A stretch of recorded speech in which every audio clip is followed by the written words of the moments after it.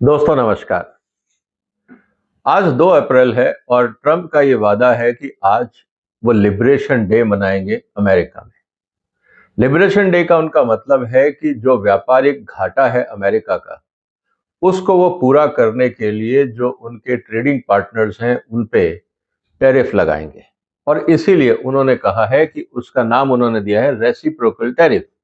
मतलब जितना टैरिफ आप लगाएंगे उतना हम भी आप पे लगाएंगे।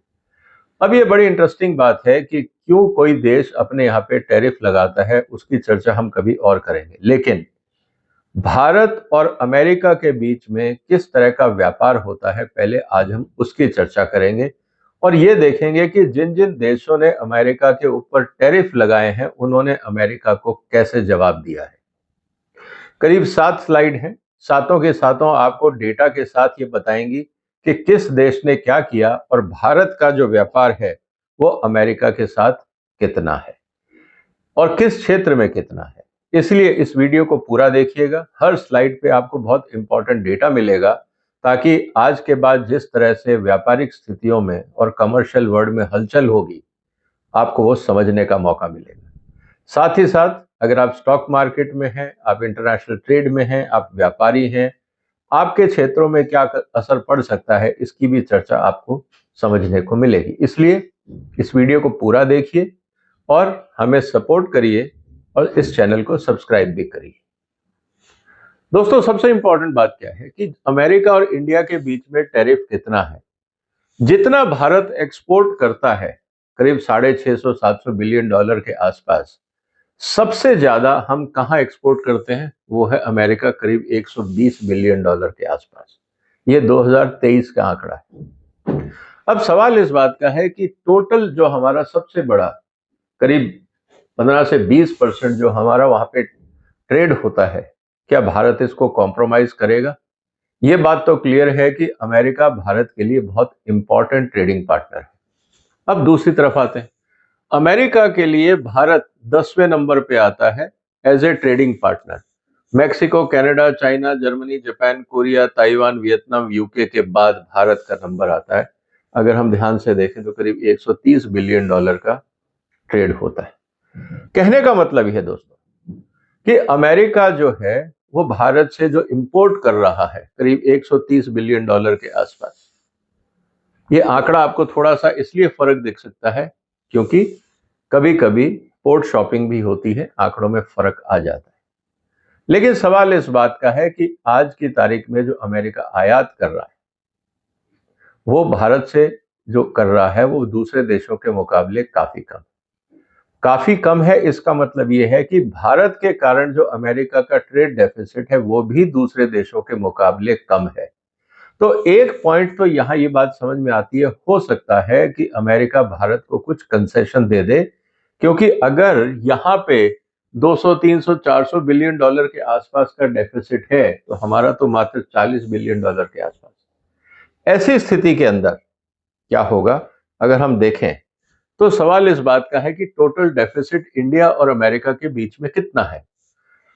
जब ट्रंप साहब पहली बार थे तो करीब जो डेफिसिट था वो करीब $25 बिलियन के आसपास था, जो अब बढ़ के हो गया $45 बिलियन के आसपास। लेकिन ये दूसरे देशों के मुकाबले बहुत कम है, ये आपको समझना होगा। तो क्या $45 बिलियन के घाटे के लिए राष्ट्रपति ट्रंप भारत के साथ अपने संबंधों को बिगाड़ने का प्रयास करेंगे? मुझे नहीं लगता। उनका शायद प्रयास ये होगा कि कुछ चुनिंदा क्षेत्रों में जहां पे उनके डिपार्टमेंट्स को या उनकी इंडस्ट्रीज को तकलीफ है, वहां पे बाइलेटरल रास्ता कुछ निकल सके। अब वो कौन से क्षेत्र हैं उसकी चर्चा भी हम करते हैं। सबसे इंपॉर्टेंट बात आती है कि अमेरिका के अंदर भारत से हम क्या एक्सपोर्ट करते हैं। हम सबसे पहले एक्सपोर्ट करते हैं करीब $12 बिलियन के आसपास pearls and semi precious stone, मतलब जो हम ज्वेलरी जो वहां के लोग खरीदते हैं और भारत की ज्वेलरी को पसंद करते हैं तो वो खरीदा जाता है। सबसे इंपॉर्टेंट चीज है, क्या ये एसेंशियल आइटम है? अगर इसके रेट कम ज्यादा होते हैं तो कोई फर्क पड़ेगा? मुझे नहीं लगता। अगर उनको भारत की ज्वेलरी पसंद है, डिजाइन पसंद है, कारीगरी पसंद है, तो अगर कोई $100 की चीज है उस पर अगर 10% टैरिफ लग भी जाता है तो $110 की हो जाएगी। मुझे नहीं लगता कि जो लोग ज्वेलरी के शौकीन हैं वो इन चीजों से ज्यादा विचलित होते हैं। दूसरा है इलेक्ट्रिकल मशीनरी एंड इक्विपमेंट, वो भी करीब $12 बिलियन के पास। अब यहां से बहुत सारे स्पेयर पार्ट्स जा सकते हैं, इंडिया से व्हाइट गुड्स जा सकते हैं, बाकी इलेक्ट्रिकल कंपोनेंट्स जा सकते हैं। यहाँ एक चुनौती हो सकती है, क्योंकि अगर यहाँ पे टैरिफ बढ़ता है और वो प्रोडक्ट अगर चाइना से या किसी और देश से सस्ता मिल जाता है, तो अमेरिका का जो व्यापारी है वो भारत को छोड़ के दूसरे देशों में जा सकता है। और ज्यादातर जो इलेक्ट्रिकल कंपोनेंट्स और इक्विपमेंट्स हैं भारत में जो असेंबली होती है वो ज्यादातर एमएसएमई कैटेगरी में होती है। बड़ी कंपनियां ब्रांडिंग करती हैं, लेकिन छोटी कंपनियों का योगदान उनके कंपोनेंट्स बनाने में काफी होता है। तो ये एक क्षेत्र है जहां पे भारत को शायद चिंता हो सकती है। इसके बाद एक प्रोडक्ट आता है फार्मास्यूटिकल, करीब $11 बिलियन के आसपास। ये जेनेरिक मेडिसिन हिंदुस्तान से जाती हैं, क्योंकि हमारे यहाँ से सस्ती जेनेरिक मेडिसिन अमेरिका खरीदता है। अमेरिका अभी भी जेनेरिक मेडिसिन बना सकता है, लेकिन वो नहीं बनाते हैं, क्योंकि वहां पे जितनी फार्मास्यूटिकल कंपनीज हैं वो ब्रांडिंग में विश्वास करती हैं, वो जेनेरिक में नहीं जाना चाहती। ऐसी स्थिति के अंदर अगर फार्मास्यूटिकल पे टैरिफ लगता है, तो क्या फार्मास्यूटिकल सेक्टर जो बाकी देशों में है, जैसे ब्राजील में है, मैक्सिको में है, चाइना में है, किसी और देश में है, क्या डाइवर्ट होगा? या भारत का जेनेरिक सेक्टर इतना स्ट्रांग है, इतनी अच्छी गुडविल है कि वो रिटेन करेंगे? अब ये तो पता लगेगा जब टैरिफ लगेगा, उसके बाद फार्मास्यूटिकल सेक्टर उस टैरिफ को कैसे मैनेज करता है, ये भी हमें देखना होगा। दूसरा तरीका ये है कि अगर टैरिफ ज्यादा लगता है, तो जैसे अमेरिका में कहा जाता है कि वहां पे मार्जिन्स बहुत है मेडिसिन में, हो सकता है कि जो लोकल व्यापारी हैं वो अपने मार्जिन कुछ कम करें, ताकि मेडिसिन जो भारत से जाए वो अफोर्डेबल ही बनी रहे। ये भी एक रास्ता निकल सकता है। इसके अलावा जो सब्जेक्ट है वो है न्यूक्लियर रिएक्टर और मशीनरी, जो भारत से एक्सपोर्ट होता है, कंपोनेंट्स एक्सपोर्ट होते हैं। अब ये जो न्यूक्लियर रिएक्टर और कंपोनेंट्स है, ये तो बड़ी कंपनियां खरीदती हैं, सेफ्टी स्टैंडर्ड्स होते हैं। मुझे नहीं लगता यहाँ पे आप ओवरनाइट वेंडर क्रिएट कर सकते हैं। अगर टैरिफ लगा भी, तो अमेरिकन कस्टमर को ही पे करना पड़ेगा। मुझे नहीं लगता कि रातों रात आप न्यूक्लियर रिएक्टर या इस तरह की हाई एंड टेक्नोलॉजी की मशीनों के अल्टरनेट वेंडर डेवलप कर सकते हैं। पहले आपको उनसे वेंडर डेवलप करना होगा, फिर आपको उनके साथ डिजाइन शेयर करने होंगे, आईपीआर के इशू हैं, आप चाइना को नहीं देना चाहते, किसी और को नहीं देना चाहते, फिर क्वालिटी सर्टिफिकेशन है, फिर इंस्पेक्शन है, फिर डिस्पैचेस और डिलीवरी।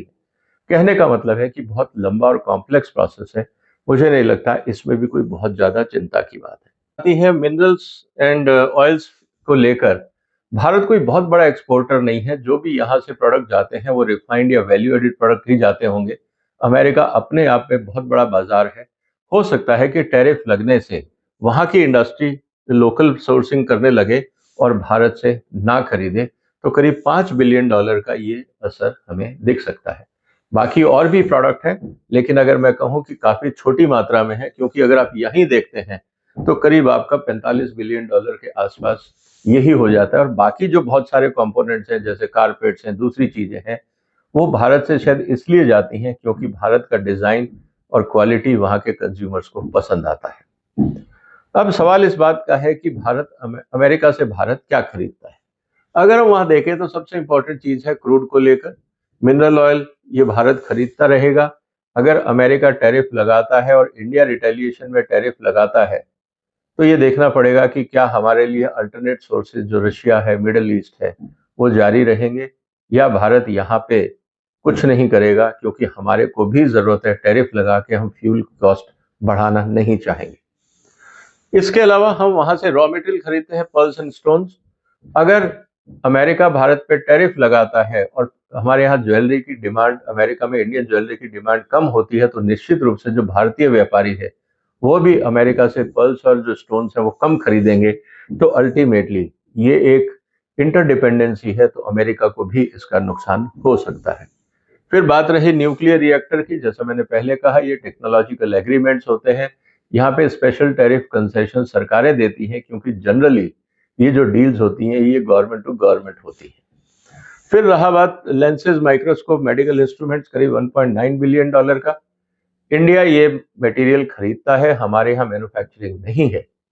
तो अमेरिका अगर भारत को बेचना चाहेगा तो वो चाहेगा कि भारत इसके टैरिफ कम रखे, और अगर भारत यहाँ पे टैरिफ बढ़ाता है तो हमारे पास अल्टरनेट सोर्सेज लिमिटेड होंगे, चाहे हम चाइना जाएं, जर्मनी जाएं, जापान जाएं। लेकिन अगर कॉस्टिंग यहाँ पे बैठती है तो टैरिफ लगा के महंगा करने का कोई फायदा नहीं। तो वास्तव में स्थिति क्या आ रही है?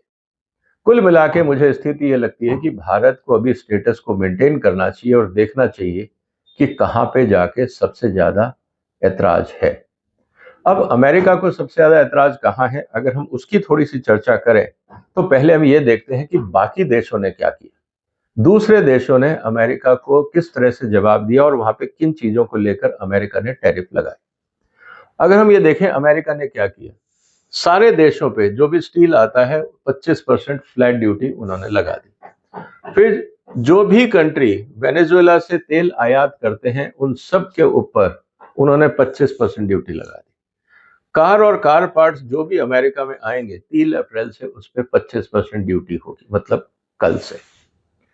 इसके बदले में कनाडा ने क्या किया, अमेरिका से जितने गुड्स आते हैं उन सब पे 25% ड्यूटी, जो वो तेल खरीदते हैं उस पर 10% ड्यूटी, और जो फर्टिलाइजर खरीदते हैं उस पर 10% ड्यूटी लगा दी गई है कनाडा को लेकर, स्पेसिफिकली अमेरिका के द्वारा। मैक्सिको में भी वही, जितना सामान आता है उस पर 25% ड्यूटी और खाद पे 10%, और जितना इंपोर्ट चाइना से होता है उस पर 20% ड्यूटी अमेरिका ने लगा दी है। अब बाकी देशों ने क्या किया, कनाडा ने 25% ड्यूटी लगाई किस पे, ये समझने की बात है। Meat, dairy, beverages, spices, steel, aluminium and related products. अब उन्होंने, अमेरिका ने लगाई सब इंजीनियरिंग प्रोडक्ट्स को लेकर, कनाडा ने लगाई एग्रीकल्चर को लेकर, वो भी 25%। चाइना ने क्या किया, कोल, गैस जो अमेरिका का माइनिंग प्रोडक्ट है, chicken, wheat, corn and cotton, ये एग्रीकल्चर प्रोडक्ट। हर देश ने अमेरिका के एग्रीकल्चर प्रोडक्ट को टारगेट जरूर किया, इस बात को आप ध्यान से देखिए। और दूसरा, crude oil, agriculture machinery, vehicle, soybean, meat and dairy products, क्योंकि ये वहां की जरूरत है अमेरिका चाइना की, तो इसलिए उन्होंने टैरिफ कम लगाया। जहां उनकी डिपेंडेंसी कम है, उनके पास अल्टरनेट सोर्सेज हैं, उन्होंने ज्यादा लगाए। अगर हम यूरोपियन यूनियन की बात करें तो उन्होंने 25% ड्यूटी लगाई, और ज्यादातर प्रोडक्ट्स क्या थे, agriculture products, tobacco, textile, steel and aluminium product. तो आप ये देखिए कि कनाडा और Europe almost same action plan है। चाइना ने अपनी नीड के हिसाब से टैरिफ लगाए, लेकिन एक बात पक्का रही कि उन्होंने एग्रीकल्चर को टारगेट किया, क्योंकि एग्रीकल्चर अमेरिका में भी पॉलिटिकली बहुत सेंसिटिव सब्जेक्ट है। अब हम देखें ओवरऑल, तो जो अमेरिका में प्रोडक्ट आएगा उसमें स्टील, एल्यूमिनियम पे 25% ड्यूटी, ऑटोमोबाइल कंपोनेंट्स पे 25%, गुड्स फ्रॉम इंपोर्टिंग जो तेल लाते हैं वेनेजुएला से उन पे 25%, फर्टिलाइजर पे 10%, एनर्जी पे 10%, जो भी प्रोडक्ट आते हैं चाइना, कनाडा और अमेरिका, मैक्सिको से 25%, और बाकी जो चाइना के प्रोडक्ट हैं वो। और ये मैंने आपको बताया कि बेवरेजेस को लेकर 25% कनाडा ने ड्यूटी लगाई, यूरोप ने भी 25% लगाई, टेक्सटाइल पे भी 25%, कनाडा ने इलेक्ट्रिकल व्हीकल्स पे भी 25%, चाइना ने 10% लगाई, और बाकी हर कंट्री ने 10 से 25%, और खासकर एग्रीकल्चर को टारगेट करके अगर आप देखें तो सबसे ज्यादा चाइना ने व्हीट और चिकन पे 15%, सोयाबीन पे 10%, कनाडा ने मीट, डेयरी पे 25%, और यूरोप ने कॉर्न और राइस पे 25%। कहने का मतलब क्या है दोस्तों, कहने का मतलब ये है कि बाकी देश भी जानते हैं कि अमेरिका की डिपेंडेंसी कहाँ है और उनको कैसे दबाया जाए। अब भारत क्या एक्शन प्लान लेगा, क्योंकि हमारा जितना इंडस्ट्रियल सेक्टर है वो ज्यादातर डोमेस्टिक सेक्टर पे डिपेंडेंट है, और जैसा मैंने कहा कि जो बड़े क्षेत्र हैं जहां हम एक्सपोर्ट करते हैं वो अमेरिका की भी जरूरतें हैं। तो क्या अमेरिका भारत के लिए एक्सेप्शन कुछ करेगा, या भारत को रिटेलिएट करना चाहिए? अब ये तो तब पता लगेगा जब ट्रंप साहब अपना टैरिफ कार्ड खोलेंगे। आज की तारीख है, 2 अप्रैल का उन्होंने वादा किया था, हम इंतजार करेंगे क्या होगा, और उसके बाद फिर हम उस पर चर्चा करेंगे कि कौन से क्षेत्र में भारत पे इसका असर पड़ने वाला है। उम्मीद है दोस्तों आपको ये बात पसंद आई होगी, आज का जो एनालिसिस है ये भी आपको अच्छा लगा होगा। इस वीडियो को शेयर करिए, इस चैनल को सपोर्ट करिए, सब्सक्राइब करिए। फिर मुलाकात होगी एक और महत्वपूर्ण मुद्दे के साथ। तब तक अपना ध्यान रखिएगा। फिलहाल वंदे मातरम।